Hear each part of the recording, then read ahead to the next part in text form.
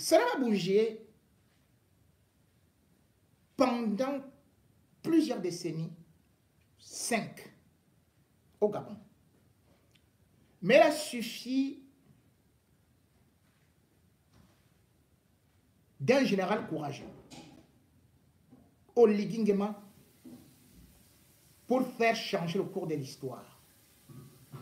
Et depuis là, depuis qu'il y a la fièvre au Gabon, c'est totalement le paludisme au Cameroun. On a peur, on épie, on écoute, on espionne et surtout, on regarde tout ce qui se passe au Gabon. En condamnant le coup d'État au Gabon et en le jugeant d'anticonstitutionnel, Paul Biya croyait que ça allait faire que d'autres se découragent et que le Gabon soit isolé et que certains n'aient pas en idée de faire un coup d'État. Mais on se rend compte que Oligui Nguema, de plus en plus, est en train de devenir plutôt une star, est convié, est invité, et surtout, aujourd'hui, la communauté internationale vient même déjà à lui faire la cour. Alors que les États-Unis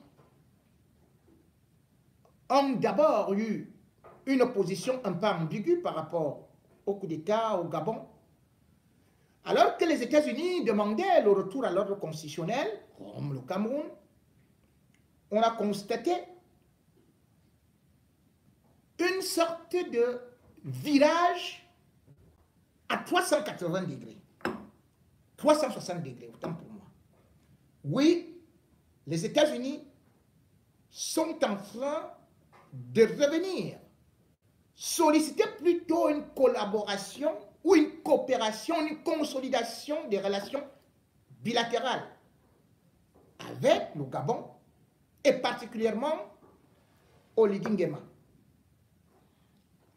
On a d'abord constaté une visite dans le bureau de Oligui Nguema, de Hélène Torbonne, chargée de mission à l'ambassade des États-Unis au Gabon.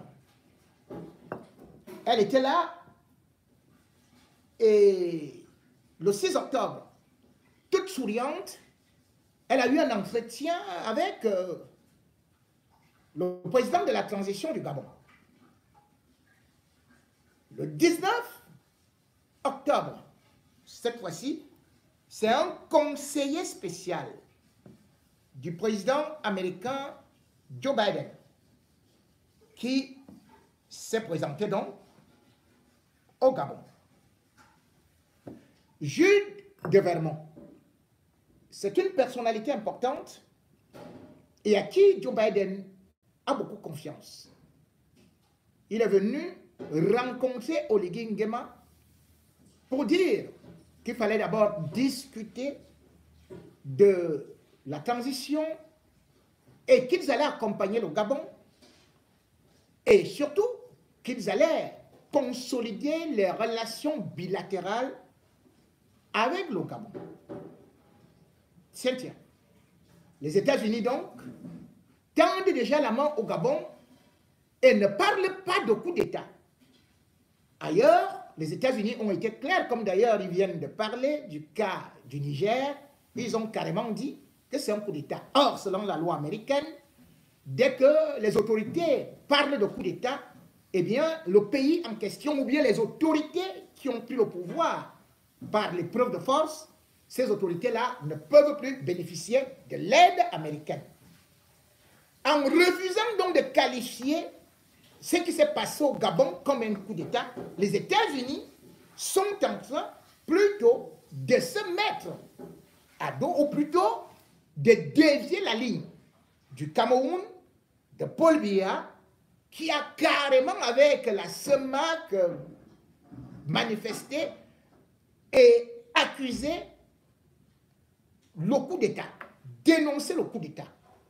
Les États-Unis sont donc maintenant là parce que il y a des enjeux particuliers qui vont se jouer et où Oligui Nguema devient subitement très important.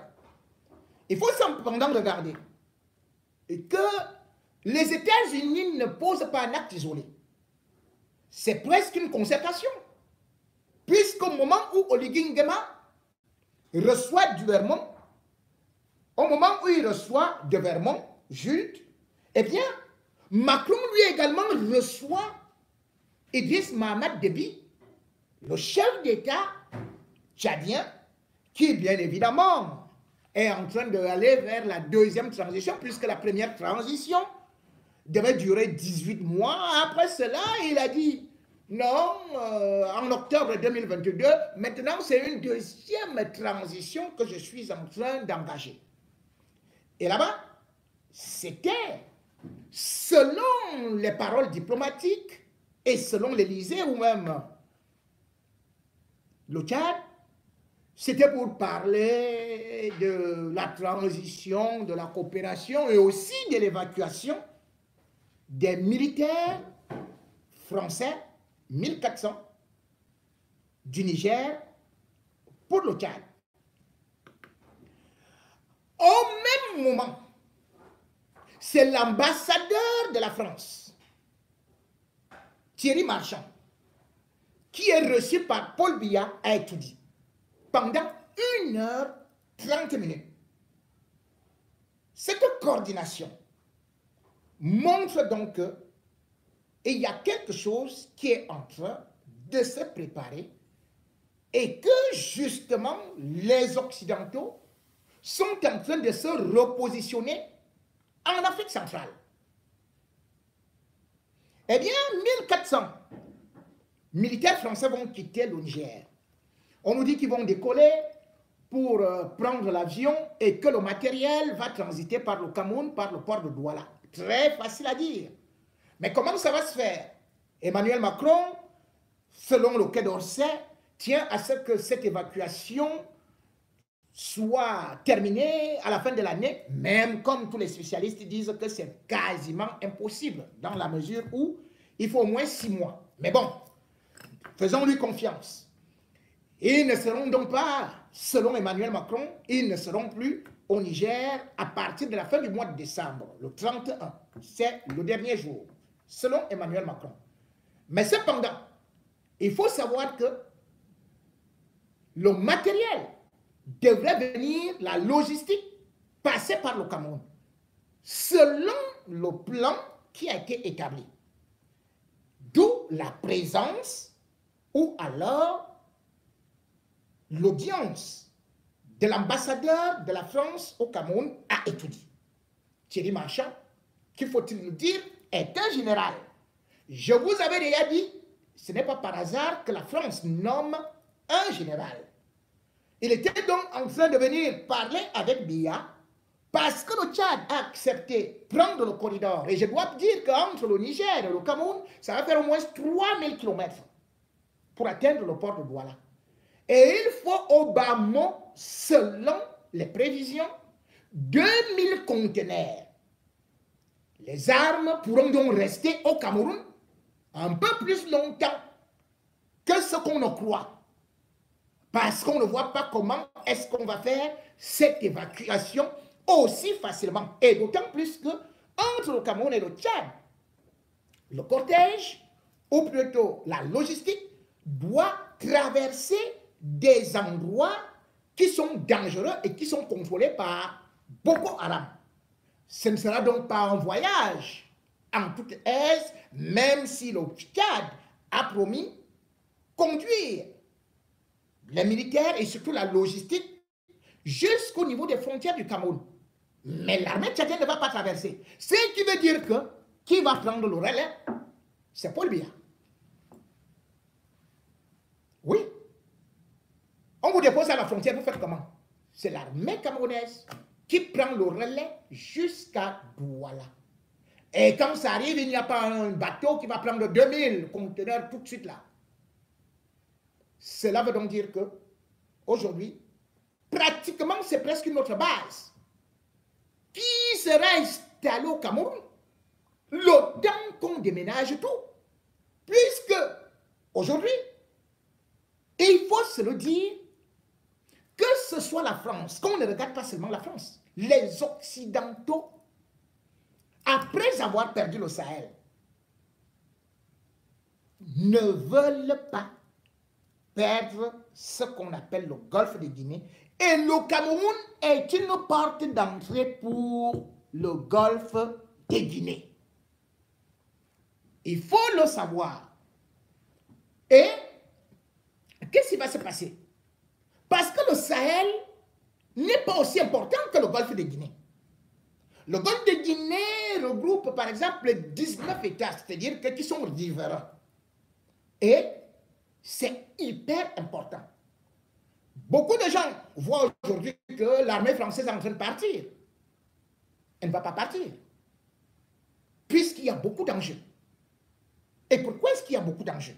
Parce qu'il faut savoir que même si cette logistique part, vous avez au niveau de la Côte d'Ivoire 900 militaires français qui sont stationnés. Vous avez au niveau du Sénégal 400 militaires français qui sont stationnés, sans pour autant oublier la base du Gabon. Et maintenant, ils reviennent au Tchad, où il y a déjà 1 millier de militaires qui sont stationnés. Et d'autres qui vont arriver avec une grande logistique. Dites-moi, le Cameroun est donc encerclé par maintenant la logistique française. Et c'est d'autant plus important que Paul Biya a commencé à faire un rôle de glissement vers la Russie. Et ça, les Occidentaux ne vont pas l'accepter parce qu'il ne s'agit pas tout simplement de la France. Il s'agit de leur survie. Il faut savoir que les routes maritimes de ce qu'on appelle le golfe de Guinée sont vitales pour pas seulement la France, mais aussi toute l'Union européenne, les États-Unis et tout le reste. L'Angleterre, tous, ils sont unis. Je peux donc par exemple vous dire pourquoi. Parce qu'il faut savoir que les routes maritimes du golfe de Guinée représentent, par exemple, en ce qui s'agit du transport de la marchandise mondiale, 10% de la marchandise mondiale passe par les routes maritimes du golfe de Guinée. 12% du pétrole de l'Union européenne passe par les routes maritimes du golfe de Guinée. 10% du pétrole de la France passe par les routes maritimes du golfe de Guinée. 15%, je voulais dire, du pétrole, c'est les routes maritimes du golfe de Guinée. Et vous savez ce que le pétrole est actuellement? En hausse. On ne peut pas s'amuser avec ça. 30% de l'uranium passe par les routes maritimes du golfe de Guinée. Et maintenant, ouvrez bien l'oreille. 50% de la production du pétrole en Afrique, c'est dans le golfe de Guinée. Ce n'est pas tout.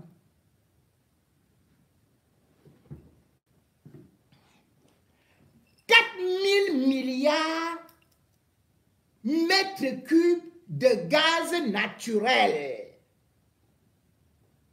Les réserves, c'est au golfe de Guinée.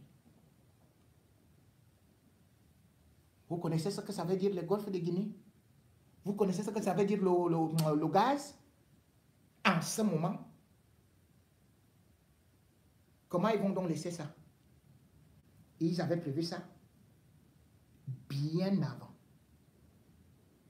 D'autant plus que, il faut savoir que le golfe de Guinée a au moins 80 000 Français. On va les évacuer comment?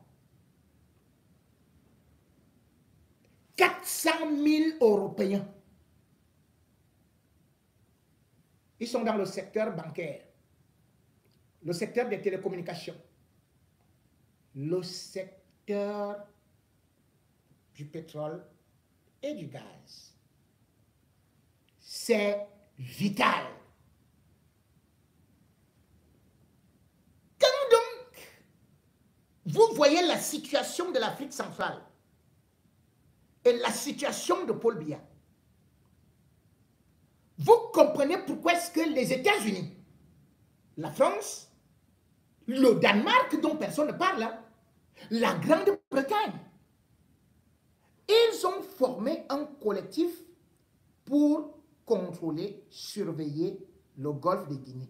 Il y a ce qu'on appelle donc la stratégie commune de l'architecture interrégionale maritime. C'est quoi? C'est Yaoundé, 2013. C'est là où on a conçu ça. Et pour surveiller, il y a ce qu'on appelle un avion patrouilleur, par exemple de la France, qui surveille ce golfe de Guinée-là.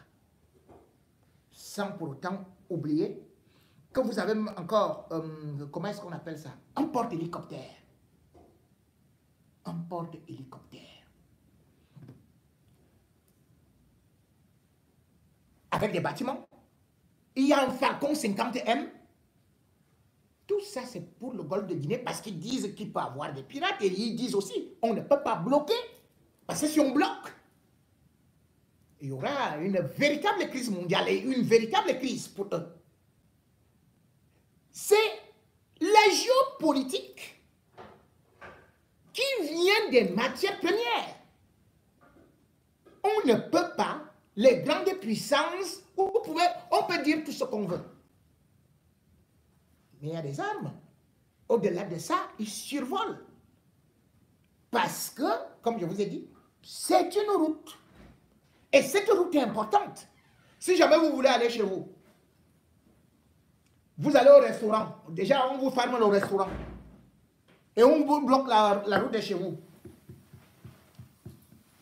Vous serez content.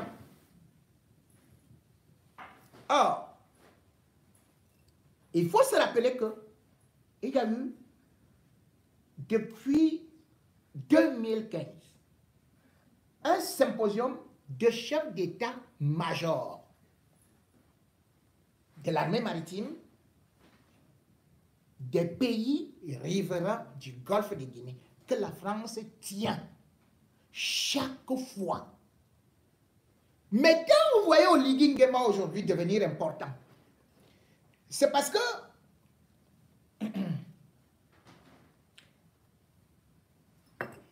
il faut savoir qu'il y a une organisation qui sont mis en place, dont les dirigeants africains ne parlent pas.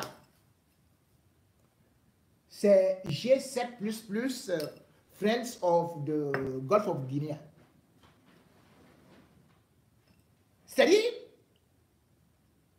on gère ça à deux pour le Golfe de Guinée. 2 États par 2 États.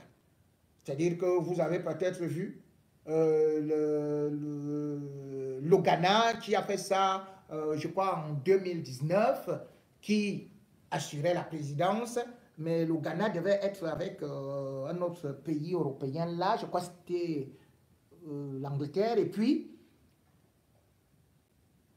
en 2020, c'était le Gabon avec les États-Unis.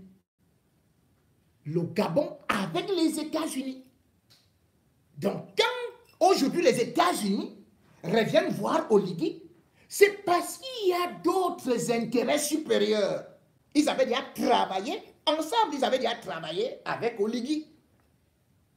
Et je vous ai dit, le golfe de Guinée est importantissime pour les matières premières. Donc, les Occidentaux ne pourront jamais perdre cela. Je vous ai par exemple dit, d'ailleurs, il faut regarder ce qui se passe tout autour maintenant du golfe de Guinée. Vous allez voir qu'il y a le centre britannique, comment ils appellent ça? UIKMTO. Vous avez de l'autre côté les Français qui ont Mika Center. Vous savez, ils fusionnent les efforts pour pouvoir barrer aussi la route à d'autres puissances. Et quand on voit donc ce que Paul Biya a voulu faire, et ils attendent un instant quelconque, comment il va faire? Dites-moi comment il va faire. Comme il a dit que, bon, maintenant il est très intelligent là. Le Tchad partage 1100 km de frontière avec le Cameroun. L'armée française est là, à la porte.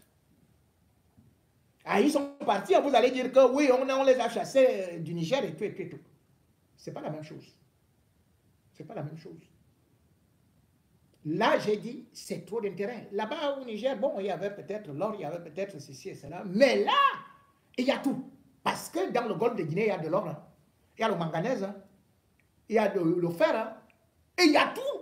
Mais surtout, je vous ai dit, ce qu'ils veulent actuellement et ce que tout le monde recherche, c'est par exemple le gaz. J'ai dit, le gaz dans le golfe de Guinée. Retenez ce chiffre qui fait très mal, 4 000 milliards de mètres cubes de réserve.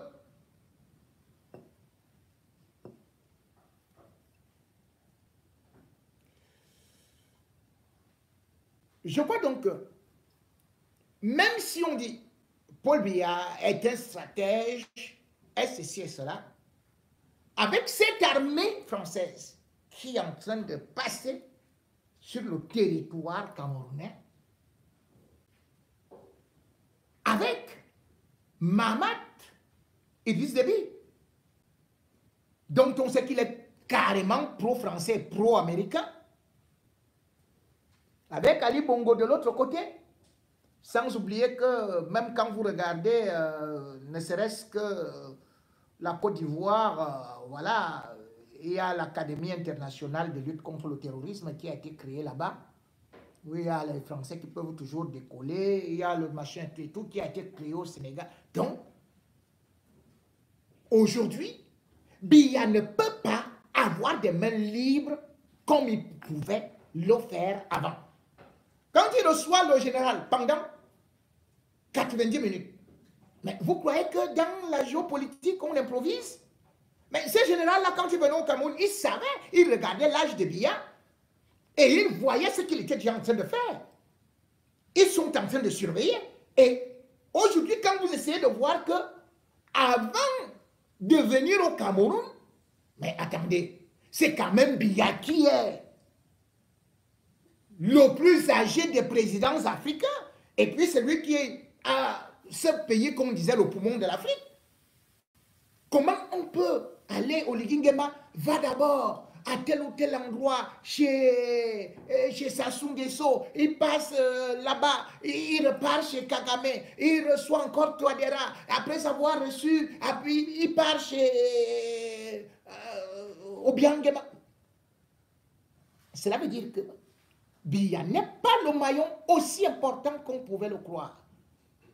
Et il ne pouvait pas dire non pour le passage de l'armée française.